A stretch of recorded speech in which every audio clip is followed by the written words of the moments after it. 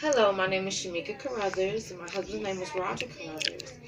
And we just wanted to encourage mothers of children with Down syndrome or anyone's watching about a diagnosis of a child that maybe you weren't expecting. I would like to tell my story. My story starts off, I have 9 beautiful children.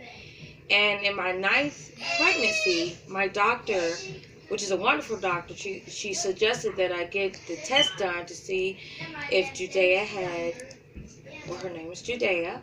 So if Judea, my 9th child, will have Down syndrome. And so I went in for the test, and I was like, okay, whatever, no matter what, I'm going to have my child. And of course, at the time, in church, and I would have to say at that time, ignorant of God and His sovereignty, and even how He makes all of us in our mother's womb. He doesn't make mistakes. But at the time, I really believed that having a child with Down syndrome would be a mistake. Bye. That God wouldn't allow that to happen. And so although when I got the test results back, it came up high percentage for Down syndrome, I just said no, okay, I'll go through with this, but surely she doesn't have it. So in the back of my mind, I was like, my child, there's no way God will do that, because wow, look how great of a performance I've done for God. He would do that to me. It just really ignorant, I think, of the love of God. Bye, Judea. Bye, Aya. Bye. Bye, Mom, Dad. That's Judea going up the steps for her sibling. But when I got the diagnosis and we went into the appointment, and at 22 weeks they asked me, did I want to abort my child? And I'm just like, abort her? I mean, she's moving in my stomach. After I saw videos of her and her heartbeat, and they were like, her heart is all over the place. The blood is going everywhere in her heart. They didn't say it could be fixed. They didn't say any of that. And I had to sign a paper saying I don't want to abort my child at 22 weeks. I was in shock, because I surely thought a place that helped create life wouldn't be a place that would destroy it, and would almost encourage you to do so. So I said no, and at the time I still wasn't really receiving the diagnosis, because I said no, hopefully it's just a negative, it's just a negative result, because it's a possibility. I didn't get the amnio done because I didn't want to risk miscarrying my child. So I said, no, we're just gonna trust God. And I had a friend at the time. She said, I know a lady who has a child with Down syndrome, but it may not be real easy all the time, but you can do it. And at the time, that's not what I wanted to hear. So I just told that friend, I don't receive any of that. But it was God sending that friend to tell me, you're going to carry this, but I'm with you and I'm in control. And so after we had her, we went to the hospital and I had her, and they held her up. As they held all my children up, when they held her up immediately, I knew that she had Down syndrome. And not only did she have Down syndrome, she had this major heart defect that I'm like, what is going on? Because all my children were born healthy. I never had to have a major surgery done for her. So I cried. Because I didn't understand. I was like, who is this child? Is this child know that I'm its mother? Is this child understand me? And I was just so ignorant. I cried to the nurse. I just grieved. I would say I didn't grieve. Well, the will of, I know that God's will for our lives is not always what we always expect for it to be, but it's the best plan that we could ever live out. And so the nurse said it's going to be okay. And my husband drove home that night, and he let me know that he cried too. We just didn't cry in front of each other.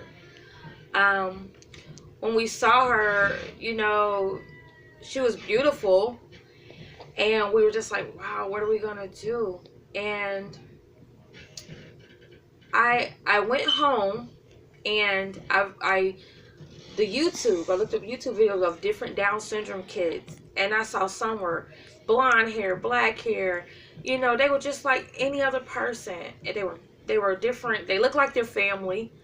They acted like their family. And I was just shocked and surprised that they were not just, as they call it, mentally retarded and didn't understand anything. That's far from the truth, and I just didn't know. Then when we brought her, we fell in love with her. And she changed my whole perspective on life. Because oftentimes in life, we try to perfect and we try to fit in. And we change the things, or we think we change the things so that we can fit.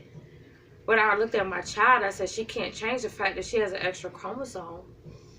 And so she has to accept how God made her.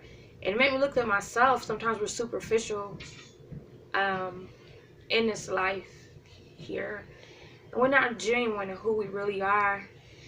And she helped me to be that and help my kids to see people different. Because although we saw people with Down syndrome, we didn't judge it, but we didn't really think anything about it. But now we see it differently, like, wow, look at, they are so beautiful, or look at that person, or anybody with special needs.